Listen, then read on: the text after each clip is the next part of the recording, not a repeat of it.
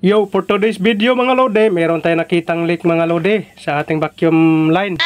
So, siyempre, papis-pis muna mga lode, sabay dilat ng mata mga lode ba, parang, oh no! Iwan ko na lang mga lode ba, parang tinamaan ng lintik mga lode. Kaya siyempre, binaklas ko na yan mga lode. At dito nga mga lode, dahil wala akong dalang flashlight, silip-silip ba, parang naninilip lang ng, alam nyo na yun, palakang may buhok mga lode ba. Ang ngipin nakalubog. Kaya siyempre magaling tayo manilip eh. Kaya siyempre silip-silip din pag may time. So, dahil meron tayong nakita na nasa ilalim, sundutin natin yan mga lodi. Ay, mahilig man tayong manundot ba. Yan tayo expert sa sundot-sundot na yan eh. Kaya tayo binabayaran dahil sa pagsusundot-sundot na to eh.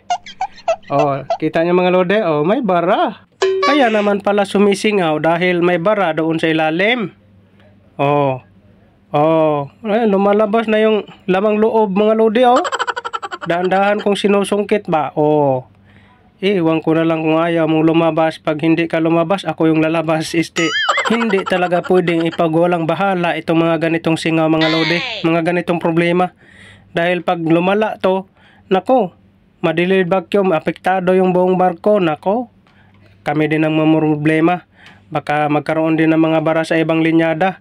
Kaya habang may panahon, ay gagawa na agad ng paraan.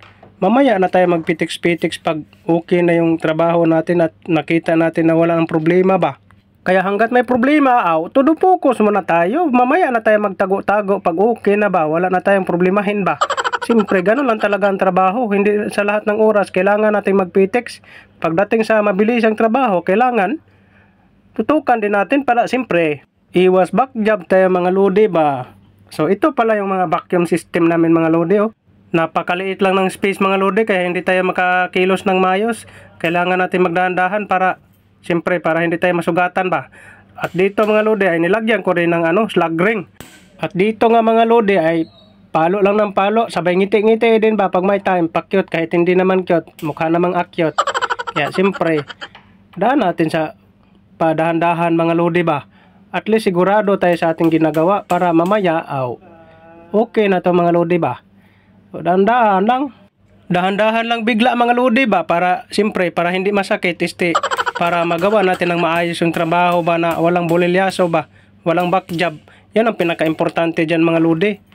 Na magawa natin ng maayos para iwas pabalik-balik sa trabaho ba. Di ba mga lodi?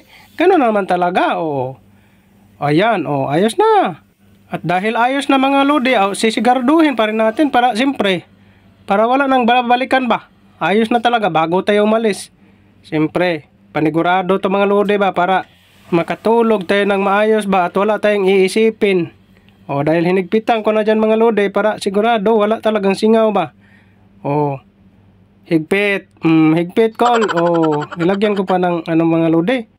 Ng hose clip para panigurado talaga ba. Di ba? Wala na talagang kasingaw-singaw. Problem solved. Oh yeah!